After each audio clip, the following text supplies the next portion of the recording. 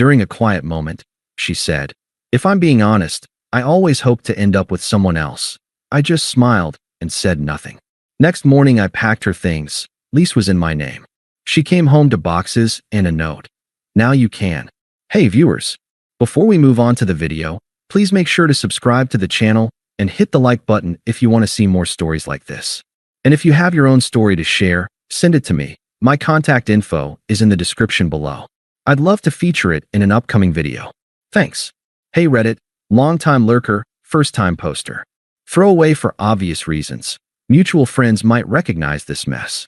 I'm 34M, and this all went down about a year ago, but it's still fresh enough that I need to vent and maybe get some perspective. Let me start from the beginning.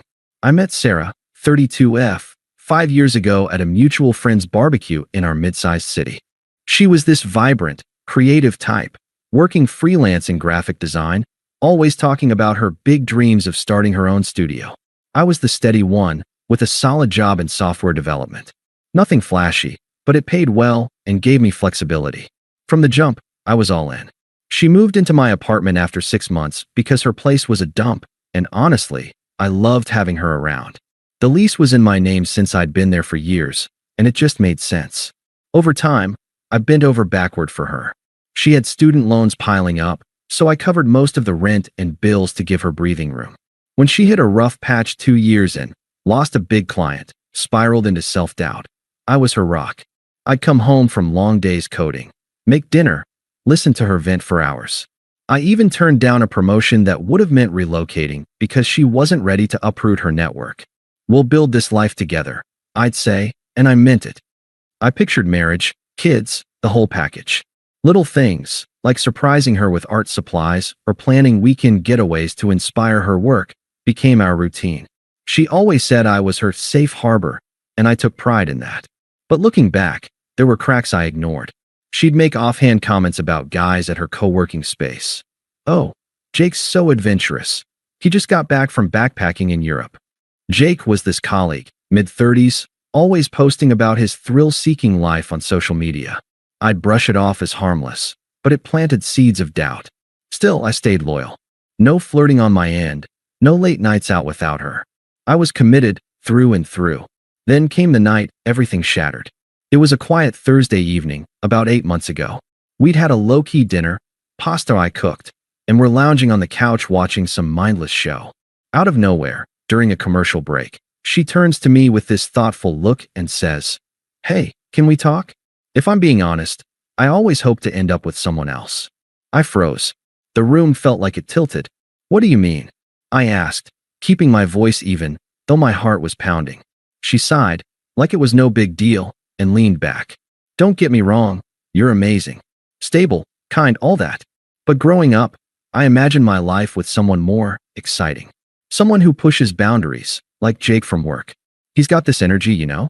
Travels spontaneously, takes risks. I've been feeling like maybe I've settled, and it's not fair to either of us." Her words hit like a slap, but she said them so casually, almost smug, like she was doing me a favor by being honest. I could see the dismissal in her eyes, like I was a reliable car she'd outgrown, ready to trade in for a sports model. No tears, no hesitation. Just this entitled vibe, as if her dreams trumped the life we'd built. I didn't yell or beg. My mind raced. All those sacrifices, the late nights supporting her, the future I'd envisioned. But outwardly, I just smiled faintly and said, "Interesting." That's it. No more words.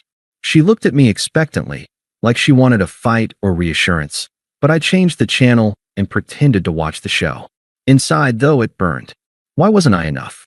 Had I been a placeholder all along? The confusion gnawed at me as we went to bed in silence. She tried to cuddle, but I rolled away, staring at the ceiling until dawn. That night, I barely slept. Flashes of our relationship played in my head. The time I skipped a guy's trip to help her with a deadline, or when I loaned her money for a new laptop without a second thought. I'd given so much, and for what? To be told I was never her endgame? The unfairness settled in like a fog, thick and suffocating. But by morning, something shifted. Clarity, maybe, or just self-preservation. I realized I didn't want to fight for someone who saw me as second best. So, while she was out at a coffee meeting, I started packing. Not dramatically, just methodically. Her clothes, books, art stuff, all into boxes from the storage closet. I left the shared things, like furniture I'd bought, but anything distinctly hers went in. By noon, the living room had neat stacks by the door. I wrote a simple note. Now you can. Taped it to the top box. No anger, no explanations. Just finality. She came home around lunch, arms full of takeout bags, probably thinking we'd talk it out. The door swung open, and she stopped dead. "What the hell is this?" she demanded, dropping the bags. I was sitting at the kitchen table, sipping coffee, calm as could be. "Your things," I said evenly. "The lease is in my name, so I'll handle the paperwork to remove you. You can crash with friends or wherever until you sort it out." Her face twisted, a mix of shock and smugness fading into something sharper. "Are you serious? Over one conversation? You're just going to kick me out like this?" "It's not kicking you out," I replied, not raising my voice. "You said you hope for someone else. I'm giving you the space to find that. No hard feelings." She laughed, but it was bitter, dismissive. "Oh, please. You've always been so predictable. This is why I feel this way. No passion, no fight." Jake would have handled this differently, with real emotion. There it was again, the comparison, thrown like a dagger. But I didn't bite. Maybe he would. But I'm me, and this is how I handle it. "I'll help load your car if you want." She paced, justifying herself. "Look, I didn't mean it like that. You've been great, safe, reliable. But life's too short for good enough. I stayed because it was comfortable, but I owe it to myself to chase what I really want. You should too. This could be a wake-up call for you too." "I don't know, live a little." Her logic was twisted, making it sound like her betrayal was a gift. "I appreciate the honesty," I said, still composed. "But I've lived plenty. And now, so can you." She huffed, called me cold, but started grabbing boxes anyway. "You'll regret this. When I'm happy with someone who actually excites me, don't come crawling back." Smug to the end, she loaded up and left, tires screeching like some dramatic exit. I locked the door behind her, and the silence hit. No confrontation, no tears from me. Just a hollow ache. But also relief. For the first time, I saw how much I'd been carrying the relationship alone. The confusion lingered. Why say that after all we'd shared? But I let it sit, breathing through the unfairness without lashing out. That first week after she left was rough. I didn't chase her, didn't text or call. Instead, I detached. Changed the locks that same day. Practical, not petty. Blocked her on everything temporarily, just to give myself space. The apartment felt empty. Echoes of her laughter bouncing off the walls I'd painted with her input. I'd sit on the couch where she'd dropped her bomb, replaying it all. The confusion was the worst. How could someone you'd poured your soul into see you as temporary? I'd sacrificed promotions, friends' events, even hobbies, all to make us work. And for what? To be emotionally discarded like yesterday's news. But I didn't wallow. I channeled it into action, quietly. Started hitting the gym again, something I'd let slide to spend more time with her. Reconnected with old buddies. Turns out, a few had seen red flags in how she treated me, but stayed quiet.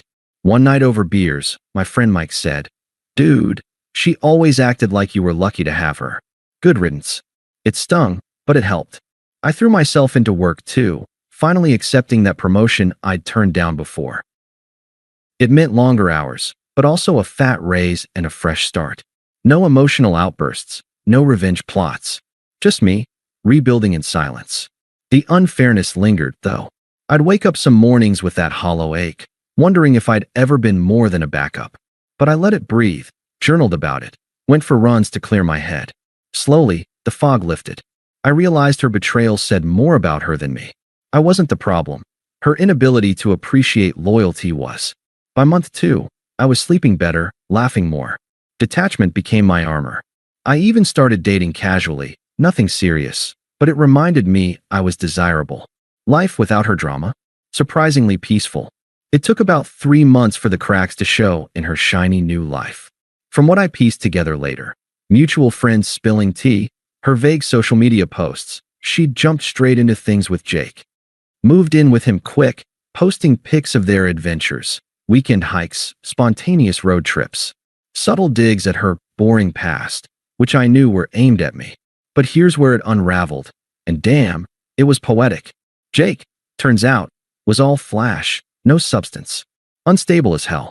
He'd charmed her with stories of his globetrotting, but neglected to mention his gambling habit or the string of exes he'd burned through. First, he got fired from their shared co-working gig. Something about misconduct, harassing a co-worker. Sarah tried to spin it as corporate politics, but word spread fast in their creative circle. Mutual friends started distancing themselves when the truth came out. Jake had used her connections to land freelance gigs, then ghosted clients, tanking her reputation by association. Then the big blow. He discarded her just like she'd discarded me. After a blowout fight over money. She'd been covering his bills. Ironic, huh? He kicked her out. Left her scrambling for a sublet, broke from bailing him out. She ended up crashing on a friend's couch, her freelance work drying up because no one wanted the drama. Online, her posts shifted from smug adventures to cryptic pleas. Sometimes the grass isn't greener, with sad emojis. Backlash hit. Commenters calling her out for how she'd treated me, since the story had leaked through the grapevine. She became isolated, her once vibrant social life crumbling. Friends who'd cheered her upgrade now saw her as flaky, unreliable. I didn't gloat. Heard it all secondhand, stayed out of it. But inside, satisfying as hell. Her choices boomeranged, hard. She'd chased excitement, ended up with chaos. Meanwhile, I was thriving, new job title, savings growing, even adopted a dog for company.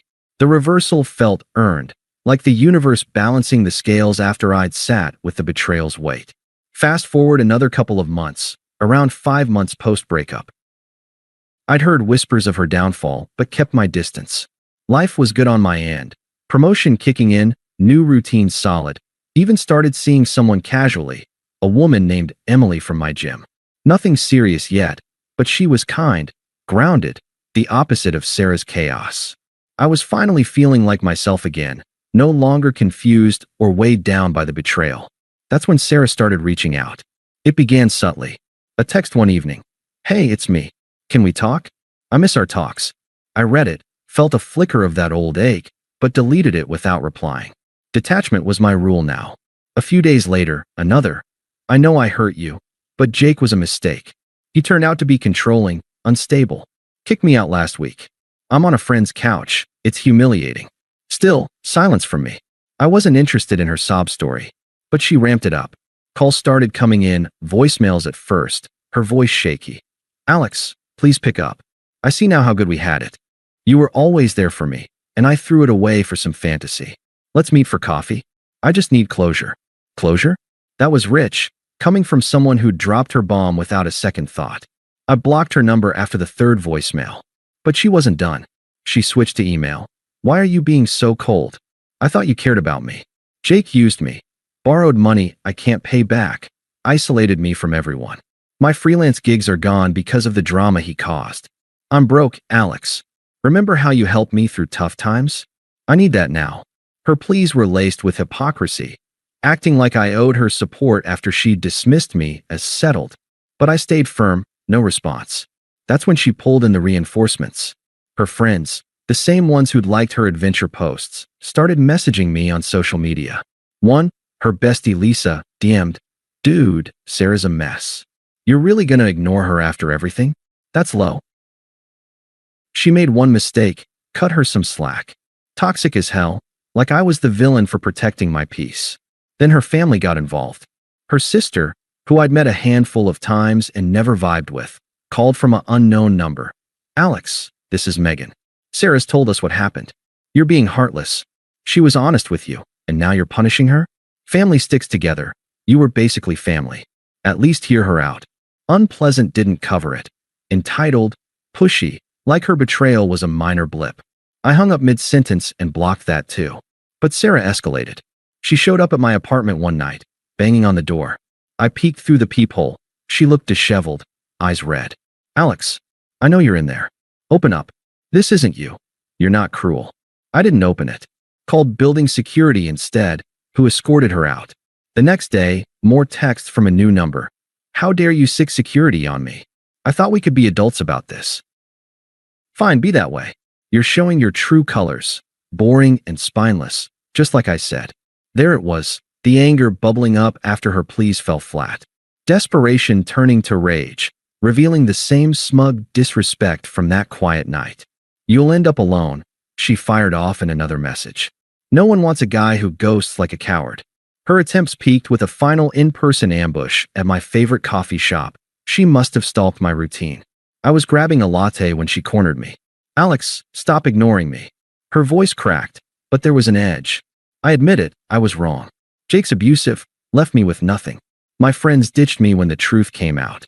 I see now you were the real deal. Please, let's try again. I'll make it up to you. She grabbed my arm, eyes pleading turning frantic. I have nowhere else to go. Don't make me beg. I pulled away gently, kept my cool. But inside, it was clear. Her true colors shone through in the desperation.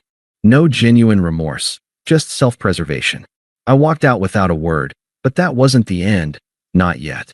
The attempts fizzled after that coffee shop run-in, or so I thought.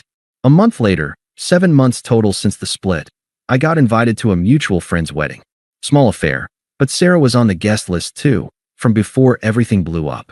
I debated skipping, but why should I? I'd moved on. This was my life now. Emily and I had gotten more serious. She was coming as my +1.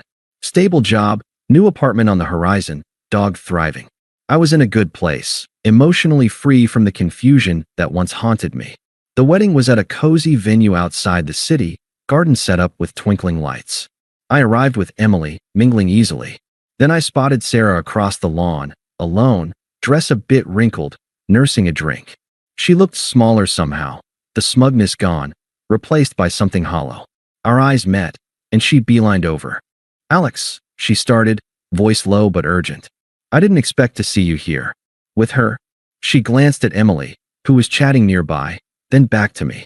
Can we talk? Privately. I nodded once, stepping aside, not for her, but to end this cleanly. No scene at a wedding. She launched in. Seeing you like this, it hurts. I messed up big time.